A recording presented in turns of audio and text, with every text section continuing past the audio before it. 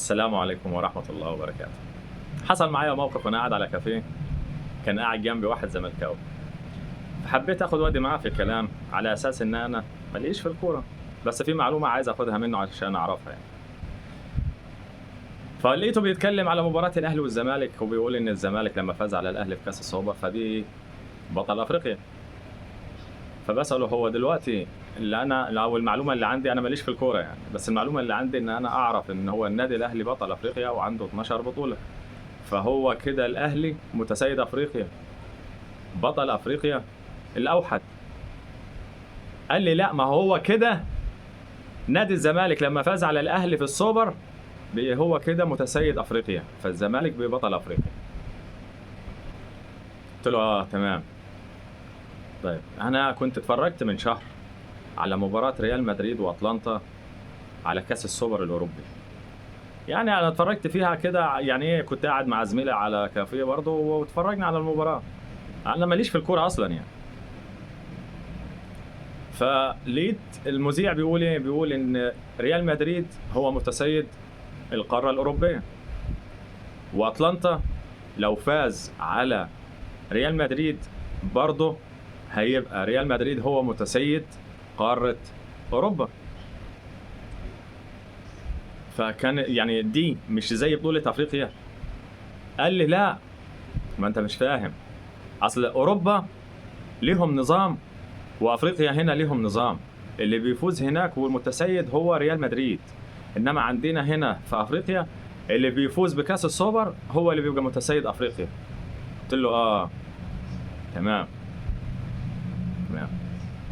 روحت البيت، دخلت البيت، خبطت دماغي في الحيط إن أنا اتكلمت معاه في أي حاجة تخص نادي الزمالك.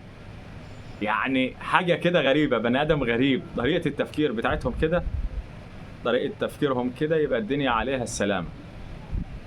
ده الموقف اللي حصل معايا. طبعا لا تعليق ومش هتكلم تاني فيه ولا هقول حاجة عليه، بس هو موقف وعدى وعلم، عرفك مين الزملكاوية ومين اللي بيشجع نادي الزمالك. نيجي بقى لكلام رئيس نادي الزمالك اللي طالع بيقول ان الزمالك اكبر قلعة رياضية في مصر. بناء على ايه حضرتك؟ هو الكلام ده عندك ورق دي، عندك مستندات، ولا كلام بتقوله من دماغك علشان تخاطب بيه جمهور حضرتك الزملكاوي، ولا عايز تبينه للعالم؟ الناس طلعت بره وعارفة، ردت عليك وردت ووضحت الكلام اللي حضرتك بتقوله انه غلط. يعني اكبر قلعة رياضية في مصر، حضرتك عندك افرع للنادي بتاعك على مستوى الجمهورية.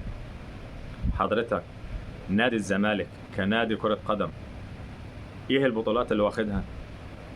حضرتك كرة اليد ايه البطولات اللي حضرتك واخدها؟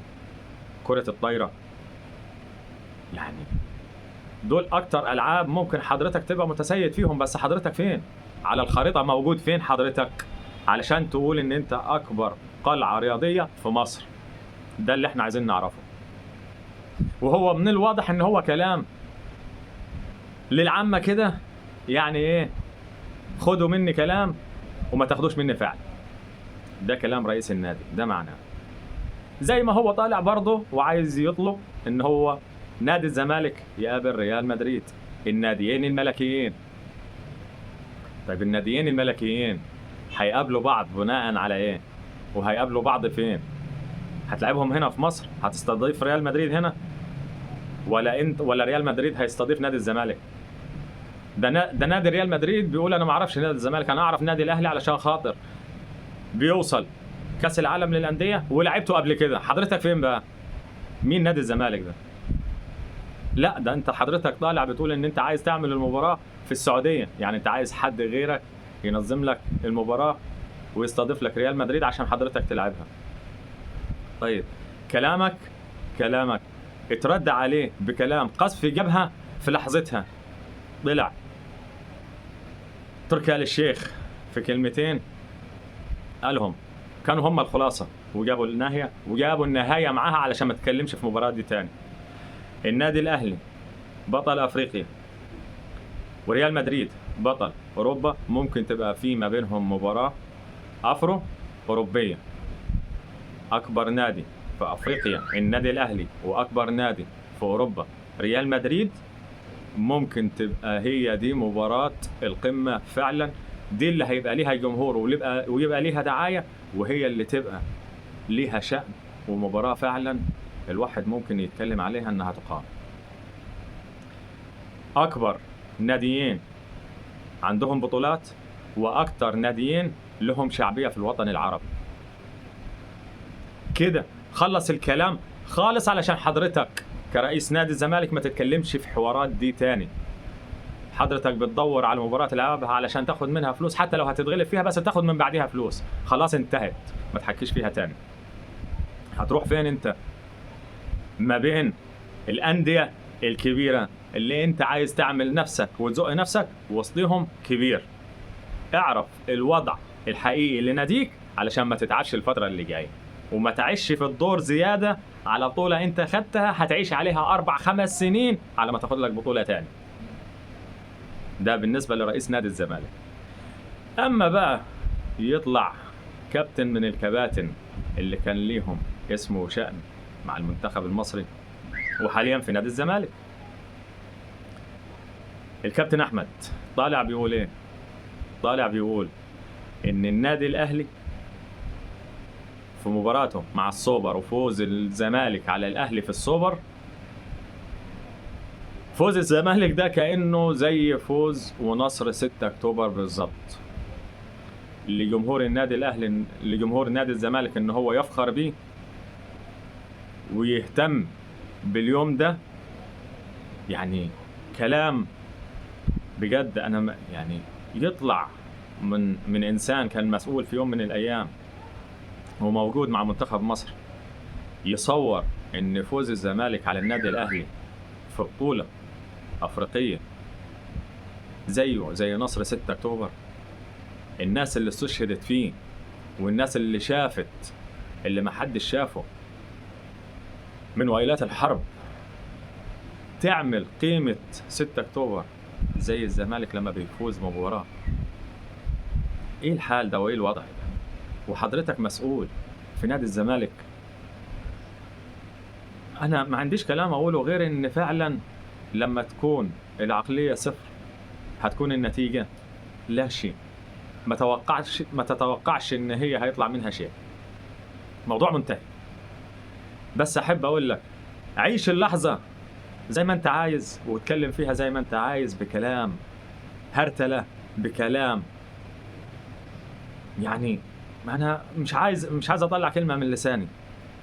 عيش زي ما انت عايز، عيش اللحظة اللي انت فيها دي بالفوز اللي انت فزته على قد ما تقدر، لغاية لما تبقى تاخد بطولة تانية او تفوز بمباراة او تفوز بكاس. بعد كده تبقى ايه؟ تدخل المرحلة اللي بعدها في الفوز اللي جاي يدينا ويديك طول العمر. بس اللي اقدر اقول لكم عليه ان آنسات النادي الاهلي النهارده عملوها وكسروا فرحتكم. بيكتب التاريخ النهارده اولى مباريات آنسات النادي الاهلي لكرة القدم مع الزمالك في ملعب نادي الزمالك، وبيكتب التاريخ بالبنط العريض. فوز النادي الاهلي للآنسات على نادي الزمالك 2-1، وتكتب جنبيهم حلوين. تكتب جنبيهم حلوين ليه؟ علشان يعتبروا كسروا فرحة واحتفالات نادي الزمالك اللي انتوا عمالين تحتفلوا بيها ليكم اسبوع. ده النادي الاهلي، دي آنسات النادي الاهلي في اول مباراة تجمع ما بين الاهلي والزمالك للآنسات بيفوز الاهلي 2-1 على الزمالك. لازم هيكتب التاريخ وهيدون فوز النادي الاهلي على ارضكم 2-1. وبسم الله ما شاء الله عندنا لاعيبه راس حربة. هنعرف الاسامي بعد كده لان احنا عندنا كذا واحدة محترفة، هنعرف اساميهم. الاسامي تقيلة يعني، بس بتفكرني باحمد فيليكس زمان. احمد فيليكس ده كان ضرفة ماشي على الارض متحركة. كورة الجون الاولاني، الكرة خدت الكرة واستنت عليها في ال18 اول ما استلمتها، وخدت خطوة، خدت المدافعين معاها، خدت الخطوة الثانية المدافعين معاها، خدت القرار في ان هي تستنى اللحظة اللي الزاوية بتاعة الشوط تتفتح وشاتت جابت الجون الاولاني. لا فعلا لاعبه راس حربه تستاهل، بسم الله ما شاء الله. ده الاهلي عمل مباراه النهارده علم على لاعبات نادي الزمالك، بسم الله ما شاء الله عليهم. واللي احلى من كده وهم طالعين من الملعب مشغلين سماعه وعليها اغنيه سطلانه بيقلدوا فرقه النادي الاهلي بالظبط.